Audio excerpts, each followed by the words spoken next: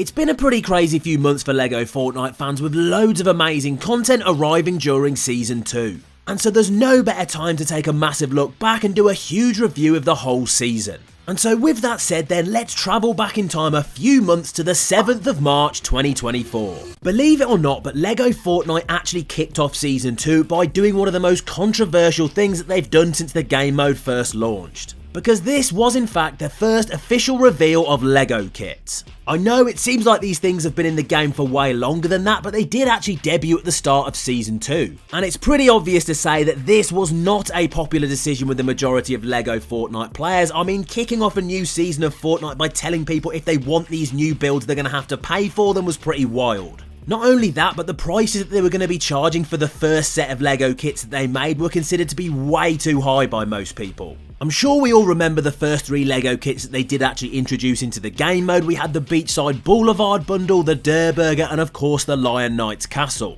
With these ranging from 1900 V-Bucks all the way up to 2500. So not only were they now asking players to pay for certain builds in the item shop, the prices were crazy. And this was technically our first content of Season 2. It wasn't a particularly great way to open the season, I'll be honest. Luckily, as time has gone on throughout the season, it does seem like Epic is really starting to change the price of those bundles, with the Anarchy Acres set releasing way further down the line and costing about a third of the price. Fingers crossed that that's a trend that continues as we move forward into the future of Lego Fortnite, but I think we can all agree it was not a very strong way to start off the season. But luckily the 29.10 update was right around the corner, and that was about to change the game mode forever. Because this saw the release of the long-awaited Mechanical Mayhem update. And up to that point, it was easily the biggest thing that Lego Fortnite had ever done. Prior to this, I think it's fair to say vehicles were extremely basic in Lego Fortnite, and the vast majority of people weren't even creating them. But this really did take things to the next level.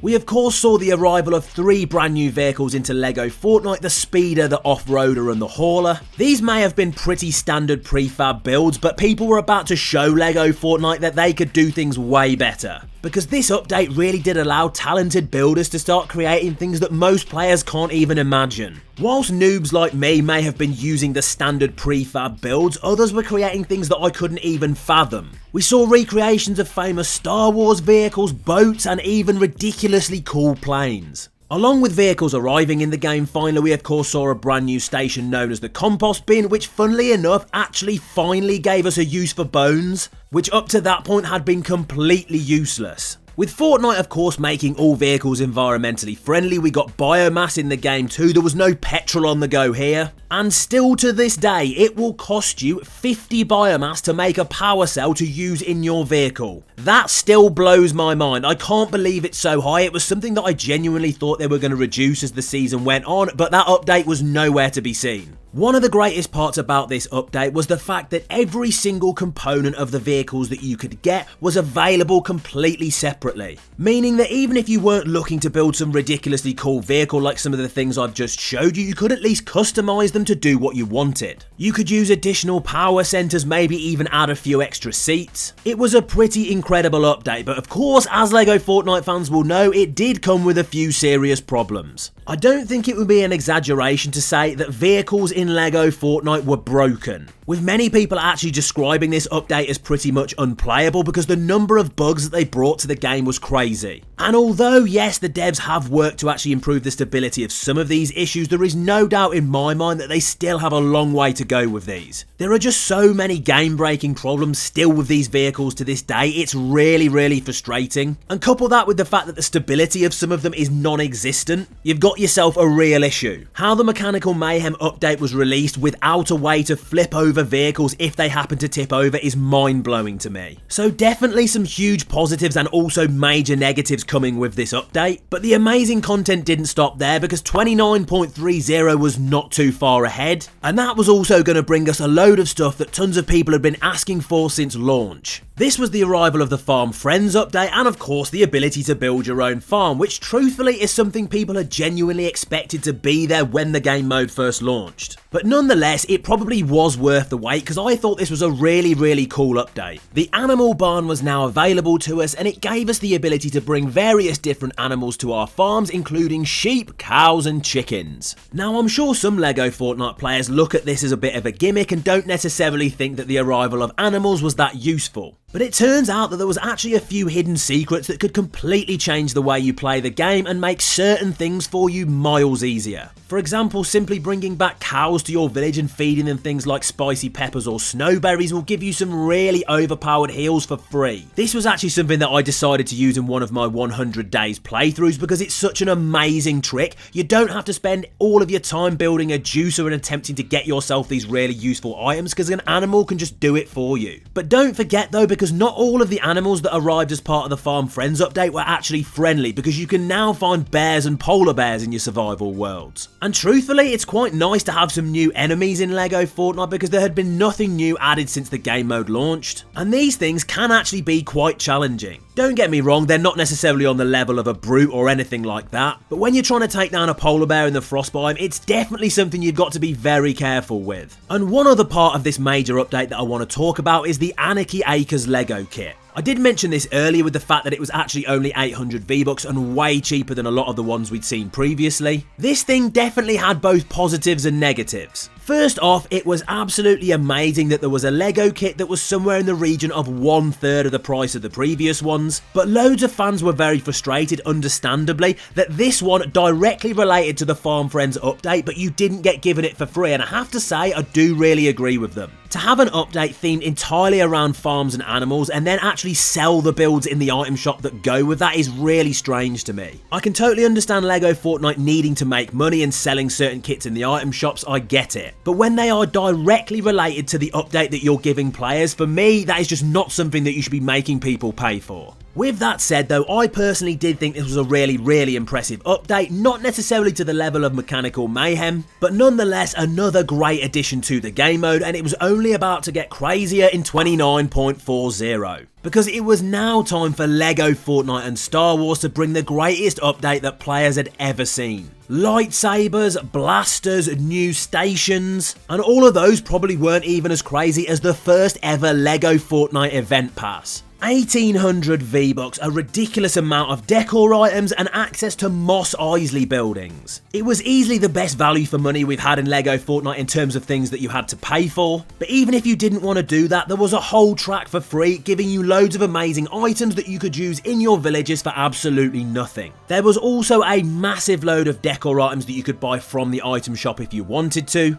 and once again, for the obvious reasons, this was considered to be a little bit controversial, mainly just because of the price of them. There were so many different bundles, it was actually very difficult for fans to make a decision on what they wanted to buy, and when you couple that with the fact that bundles weren't even grouped together to give you a discount on the V-Bucks, it was a little bit annoying. Hopefully that's something that Lego Fortnite really does change in the future once they start to do collabs like this, because not giving people a discount if they're buying tons of different decor items to me makes absolutely no sense. Luckily though, the in-game content more than made up for the problems that some people were having in the item shop. You could now use lightsabers in Lego Fortnite, but they weren't the only weapons. We saw bowcasters, we saw different types of blasters, and a completely new Star Wars world where you had to work with the rebels to get the village up to level 10. The Rebel Workbench was of course the brand new station that we got, and we also saw loads of free builds that I don't think many people were actually expecting. They may have not been the most original builds that we'd had in Lego Fortnite, but free builds for players is always a good thing. And don't forget of course the Imperial bunkers that you had to work your way through in order to gain access to a different coloured lightsaber at the end. And I nearly forgot to mention the first thing you do when you jumped into your survival world for Lego Fortnite Star Wars was watch a mini live event. It was probably the coolest thing of the whole crossover. All of this amazing content came together to give us what was easily the best update of Season 2. And as the season comes to a close, this has definitely left us wanting more. And with the kind of things that we've had teased in the roadmap for Lego Fortnite, I doubt they're going to disappoint us. And that right there, people, was Lego Fortnite Season 2 in a nutshell. It's had its highs, it's had its lows, but I would say overall it's been an extremely strong season in terms of content. Lego Fortnite pretty much hasn't missed with its major updates this season, and although some of them may have come with rather annoying bugs, it definitely hasn't been enough to stop the fans really enjoying what they've been given. And so there we go then, people, a pretty amazing season's worth of content in Lego Fortnite. That is basically going to be everything that I've got for you in this review right here. Hopefully I'll see you guys in the next one, and peace out.